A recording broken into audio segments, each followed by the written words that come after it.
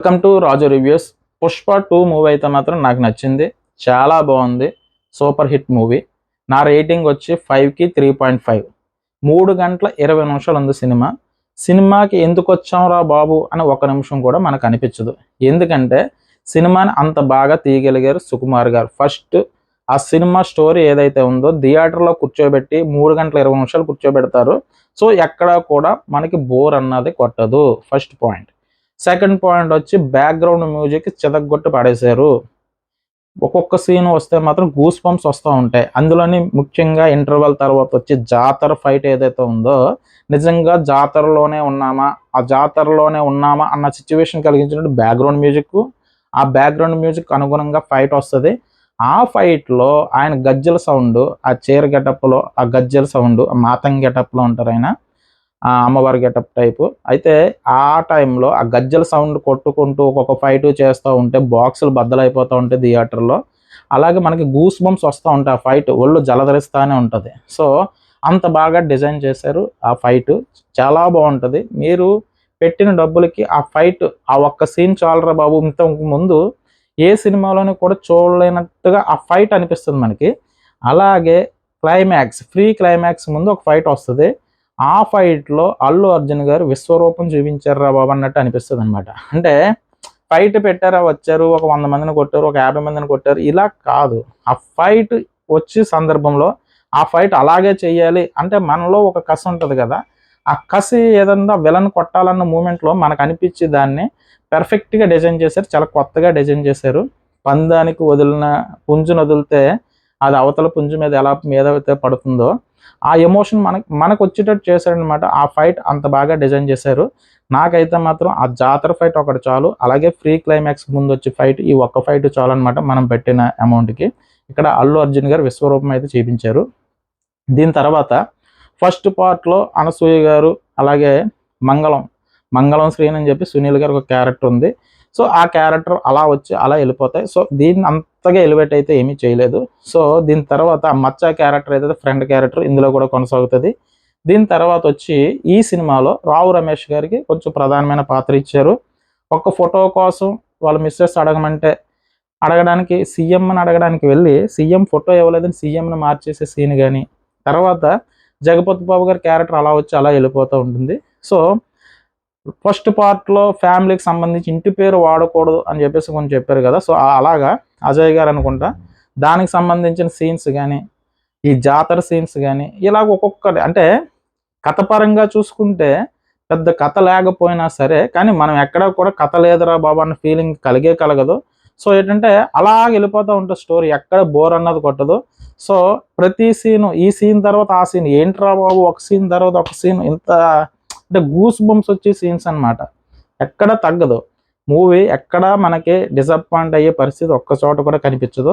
So step by step, అంటే ఒక step ఎక్కిన తర్వాత స్టెప్ అలా పైకి వెళ్తాను ఉంటుంది తప్ప మూవీ డౌన్ అయ్యి ఎక్కడన్నా కొంచెం డౌన్ అవుతుందిరా బాబు అన్న ఫీలింగ్ అయితే మాత్రం ఎక్కడా కలగదు. అంత బాగా డిజైన్ చేశారు మూవీని.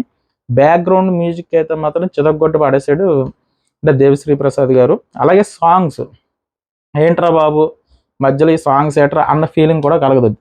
సాంగ్స్ బయట వినడానికి ఎలా ఉన్నాయో థియేటర్లో కూడా అంతా బాగున్నాయి సాంగ్స్ అయితే మాత్రం. సో కాబట్టి ఇక్కడ రష్మిక మందాన క్యారెక్టర్ గారి గురించి కూడా చెప్పుకోవాలి.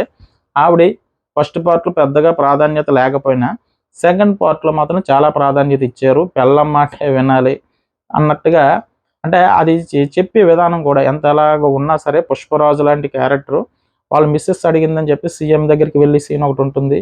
ఆ తర్వాత ఆ సీను గూస్ బంప్స్ వస్తుంది అనమాట. అంటే మనం చెప్పకూడదు కాబట్టి చెప్పట్లేదు, కానీ సీఎం దగ్గరికి వెళ్ళి వాళ్ళ మిస్సెస్ అడిగిందని ఒక ఫోటో అడిగి సీన్ ఒకటి ఉంటుంది, హైలైట్ అనమాట. సో ఇటువంటి సీన్స్ ఉంటే, అలాగే వాళ్ళ మిస్సెస్ వాళ్ళ ఫ్యామిలీకి సంబంధించి అంటే అజయ్ గారు అండ్ వీళ్ళ ఫ్యామిలీకి సంబంధించిన సీను జాతరలో ఉంటుంది, అదే హైలైట్. అలాగే ఫ్రీ క్లైమాక్స్లో వచ్చే సీను హైలైట్.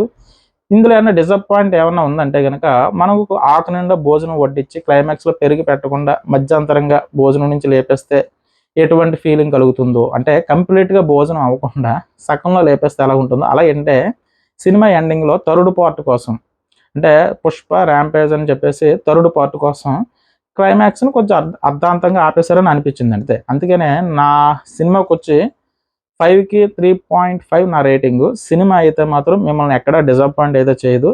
చాలా బాగుంది మూవీ అయితే మాత్రం.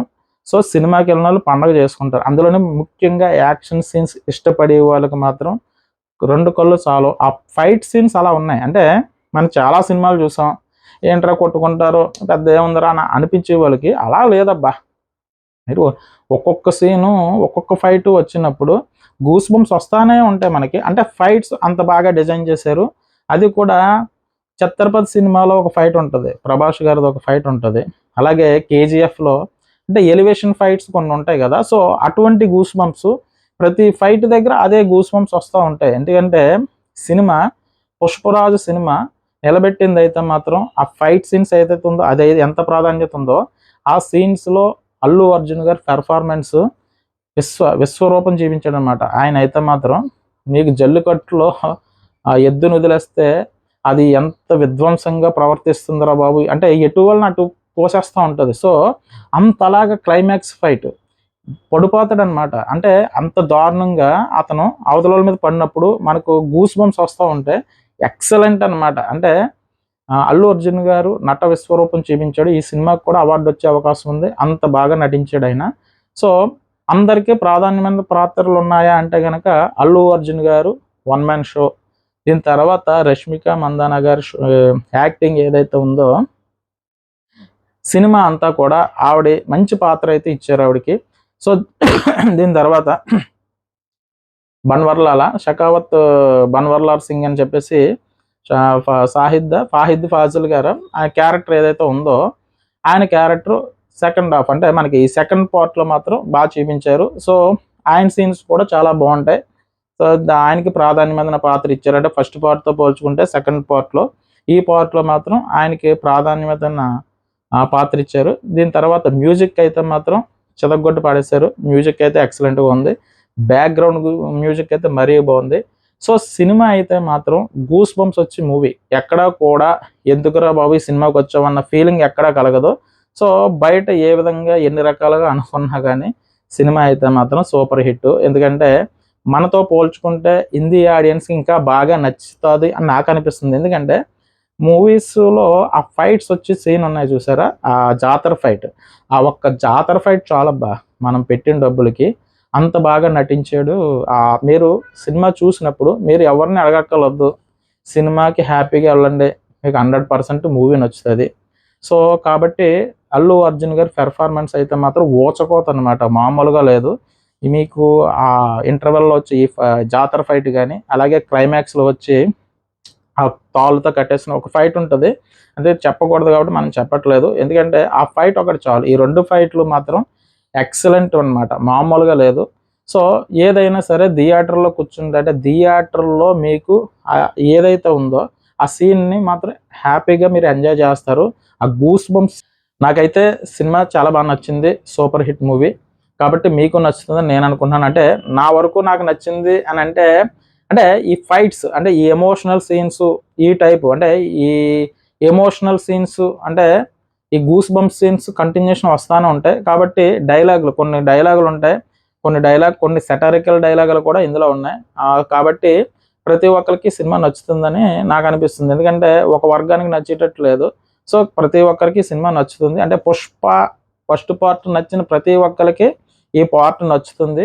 కాబట్టి మీరు నిస్సందేహంగా సినిమా టికెట్ బుక్ చేసుకుని వెళ్ళొచ్చు. ఎందుకంటే డిసప్పాయింట్ అయితే ఎవరు. నాకైతే మాత్రం సినిమా బాగుంది. సో మీకు కూడా నచ్చుతుందని నేను అనుకుంటున్నాను. సో నా రేటింగ్ వచ్చి అయితే 3.5 5కి. సో అర్ధాంతరంగా ఏమన్నా కొంచెం డిసప్పాయింట్ అయిందా మాత్రం క్లైమాక్స్ని అర్ధాంతరంగా ఆపేశారు. ఎందుకంటే థర్డ్ పార్ట్ కోసం పుష్ప రేసింగ్ థర్డ్ పార్ట్ కోసం దీన్ని ఆపేశారు అనిపించింది. అది తప్పితే సినిమాలో మైనస్లు అయితే ఏమీ నాకు ఎక్కడా కనిపించలేదు. అందుకే నా రేటింగ్ వచ్చి 3.5. నా రివ్యూస్ కనుక మీకు నచ్చినట్టయితే నా ఛానల్ సబ్స్క్రైబ్ చేయండి, ఒక లైక్ కొట్టండి.